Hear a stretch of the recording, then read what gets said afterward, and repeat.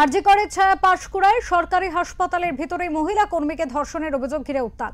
পূর্ব মেদিনীপুরের Panskura super speciality হাসপাতালের ভিতরে কর্তব্যরত এক মহিলা কর্মীকে ধর্ষণের অভিযোগ উঠেছে ওই হাসপাতালে কর্তব্যরত বেসরকারি সংস্থার কর্মীর বিরুদ্ধে। এই ঘটনায় ব্যাপক শোরগোল পড়েছে গোটা এলাকায়। অভিযুক্ত ব্যক্তি ওই হাসপাতালের ফেসিলিটি ম্যানেজার হিসেবে কর্মরত বলে জানা গিয়েছে। ঘটনার সার্বিক তদন্ত শুরু করেছে পুলিশ।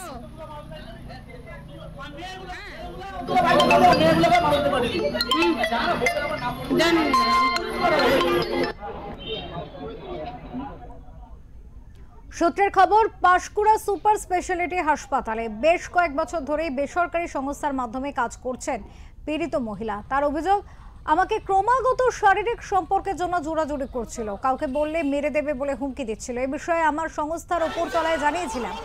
আমাকে কিছু জিনিস আনতে বলা হয়েছিল। আমাদের কোম্পানির ফেসিলিটি ম্যানেজার সেই কথা বলেছিলেন। আমাকে কিছু জিনিস আনতে বলেন তিনি। আমি ওই ঘরে গেলে আমার উপর ঝাঁপিয়ে পড়ে, আমাকে শারীরিকভাবে নিগ্রহ করা হয়। পরে এই বিষয়ে আমি হাসপাতাল সুপারকে জানাই।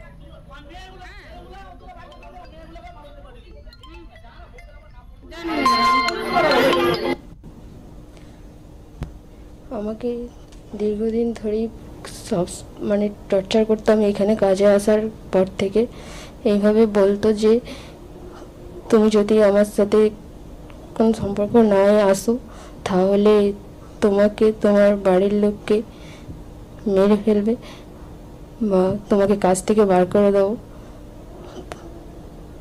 গতকালকে কি আপনাকে ধর্ষণ করে? না, সেরকম কিছু না, কিন্তু আমাকে ডেকেছিল এখানে।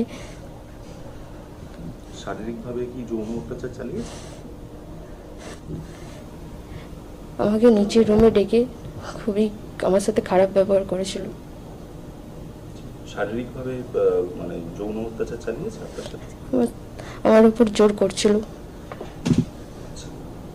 আর সেটা কি শারীরিক নিগ্রহ? হ্যাঁ, শারীরিকভাবে আমার উপর জোর করছিল। আচ্ছা, এটা কতদিন ধরে চলছে এরকম?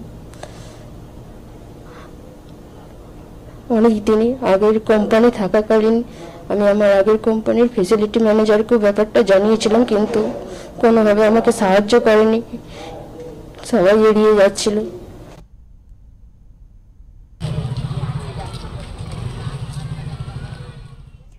ঘটনার খবর প্রকাশ্যে আসতেই হাসপাতাল চত্বরে বিক্ষোভে ফেটে পড়েন স্থানীয়রা। বিক্ষোভকারী এক যুবকের দাবি, হাসপাতালের ফেসিলিটি ম্যানেজার কর্মীদের সঙ্গে অত্যন্ত খারাপ ব্যবহার করেন।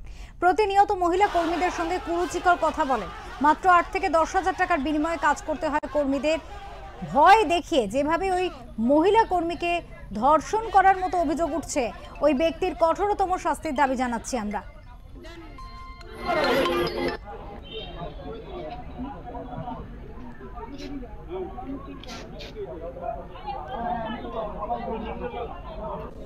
প্রকৃতি বলতে খুবই প্রকৃতি একদম বাজে পরিবেশের লোক আমি যেটা মনে করি।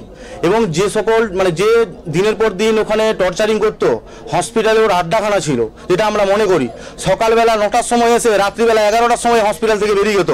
কোনো স্টাফ, কোনো আধিকারিক হসপিটালে অতক্ষণ ডিউটি থাকে না, কোনোদিনও থাকে না। আজকে দিনের পর দিন হসপিটালের মধ্যে অত্যাচার করে গেছে। আজকে ছোট বোন, ছোট মাদের উপরে অত্যাচার করে গেছে। আজকে আমরা সবাই এসছি, এই জিনিসটা আমরা কামনা করি ওর উচিত মতো শাস্তি পাক, এবং এই কামনা আরো করি যেন ফাঁসি চাই আমরা। এটাই আমাদের আবদার, আর কিছু চাই না আমরা।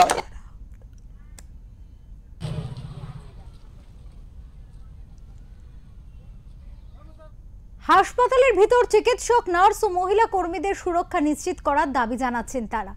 এ বিষয়ে দ্রুত ব্যবস্থা নেওয়া না হলে তারা বৃহত্তম আন্দোলনে শামিল হবে বলেও জানান।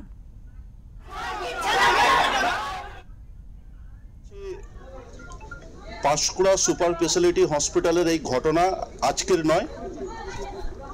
যে দুই বোন অত্যাচারিত হয়েছে যার দ্বারা, সেই জহির বাবু নিজেকে ওখানকার তৃণমূলের স্বঘোষিত নেতা এবং তৃণমূলের আশীর্বাদপ্রাপ্ত নেতা মনে করে। এছাড়াও আমাদের এক তৃণমূলের নেতা ওখানে এখন ডাক্তার আছে, ওখানে সম্ভবত বিএমএইচও বা সুপারের মধ্যে কেউ একজন আছে, ওনার আশীর্বাদ ধন্য আছে।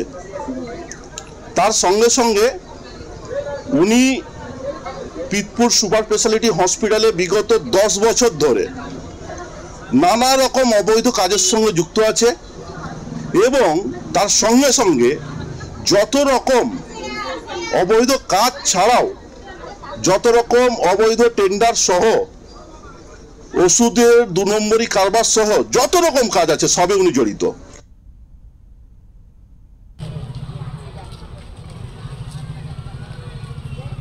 Vamos a